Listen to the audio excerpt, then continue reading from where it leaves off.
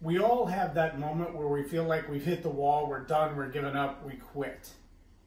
You've seen the memes on Facebook and every other social media form of the two guys digging through the tunnel, and one breaks through and finds his diamonds, and the other one stops and drops his pick with his head down and walks away with only a membrane of the wall left between where he made his final effort and the riches he was seeking.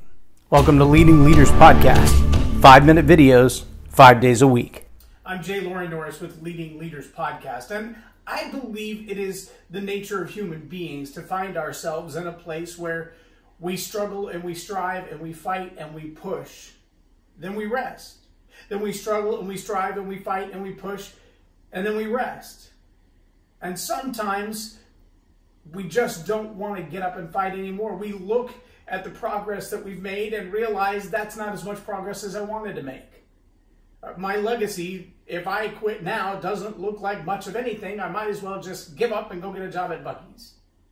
Whatever it is that we're seeking out to do, we all run into that wall at some point.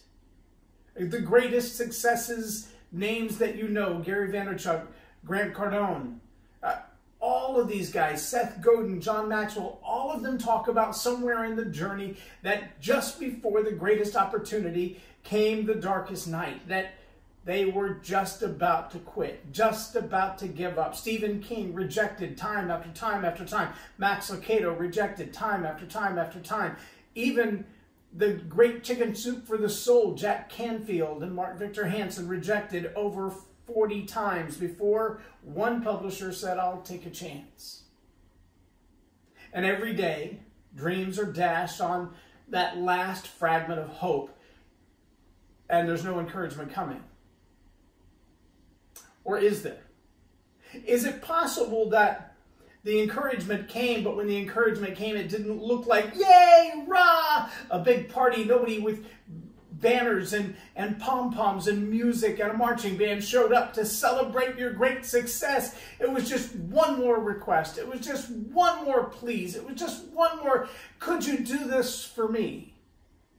And it's so easy to get frustrated by those and go, you know what, I'm just not quite there yet myself, and you just want more from me. You just want to take more from me.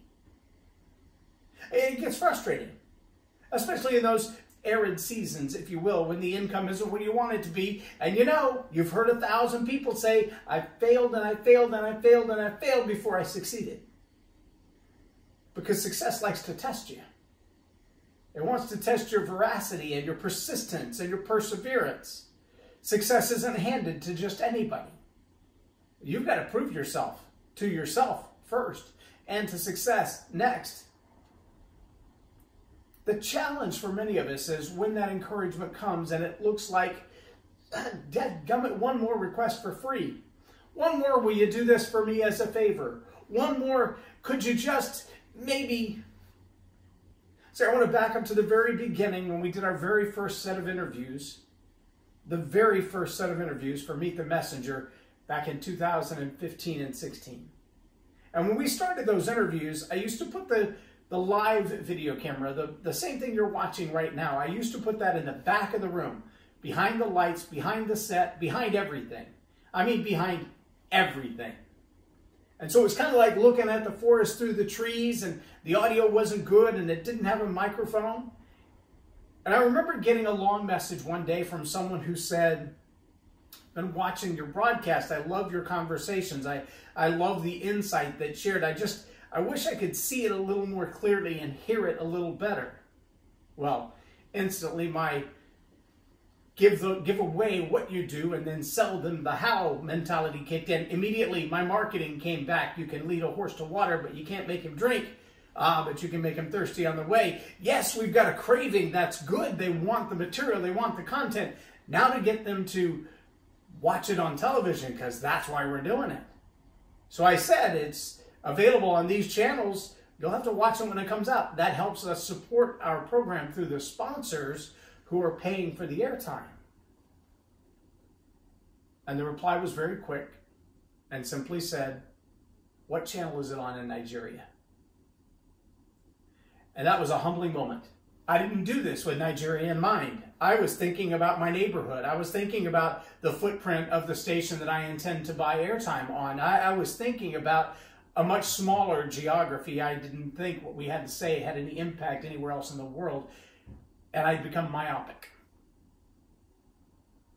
Well, it's real easy, if you're not disciplined, to come back into that. Now, I've maintained doing Leading Leaders podcast, not for broadcast, not for television, not for any other kind of distribution, but right here on social media. It's on my website, it's on YouTube, it's on 7 different podcast platforms as an audio only, so you can subscribe to it through Google or Apple. You can get it on Stitcher or any number of other things.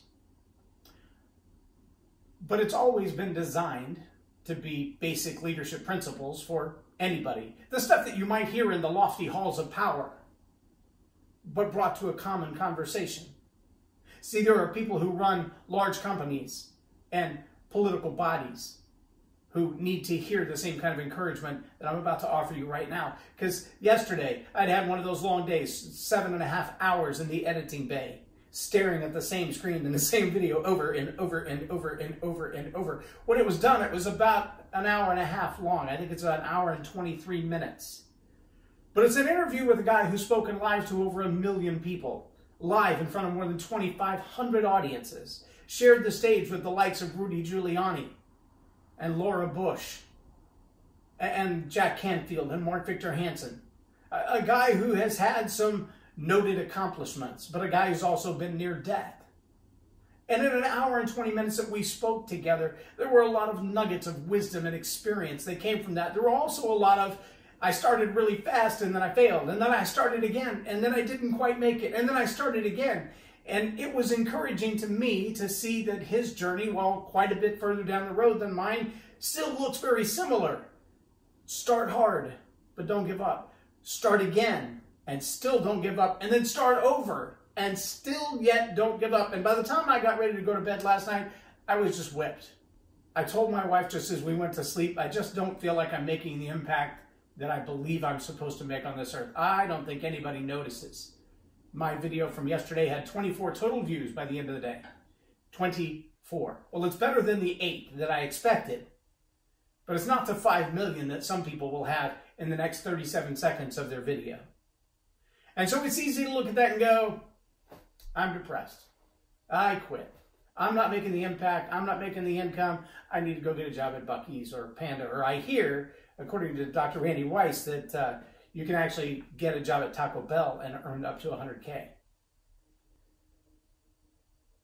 And then just as my head hit the pillow, my phone made a funny noise and a sound I hadn't heard in a while. And I looked up and it's a message from WhatsApp. And a leader from Nigeria said, hey, I love to watch your videos. My problem is our bandwidth is getting smaller and smaller and smaller in Nigeria. And it's near impossible to watch them on YouTube or even to stream them on Facebook. They keep buffering and stopping and I can't get through the whole thing. Any chance you could send them to us in WhatsApp? And I said, I don't know. I've never tried to distribute my videos via WhatsApp. But for you, I will try.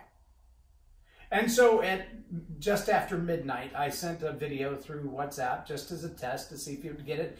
And he immediately replied with exclamation and said, I got it. I love it. And I said, feel free to share it with whoever you want to. Before I got out of bed this morning, there was a list of bankers and petroleum leaders and people in the energy field and people who are in ministry. I believe there's 6 of them on the list right now in a private chat in Nigeria who will receive this video as soon as it's edited by request. I see, it was really easy to put my head on the pillow last night and go, I'm not making any impact, nobody notices, nobody cares, why do I keep doing this? And it would have been easy just to say, why even get up and shoot a video in the morning? There's a long release that comes out at 8 a.m. That's the interview with Scott Schilling that I mentioned a while ago. I encourage you at 8 o'clock to watch that one. It'll be on the other page on my website, the one that says 2020 Servant Leader Series. But it'll also be on YouTube and all of the podcasts. But this short form video, this one is the encouragement.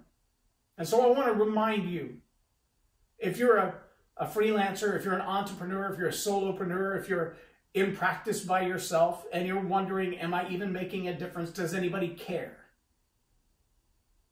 I want to remind you that sometimes, like Seth Godin says, Seth said, I don't write my blog because 100,000 people read it. I write it for the first 10.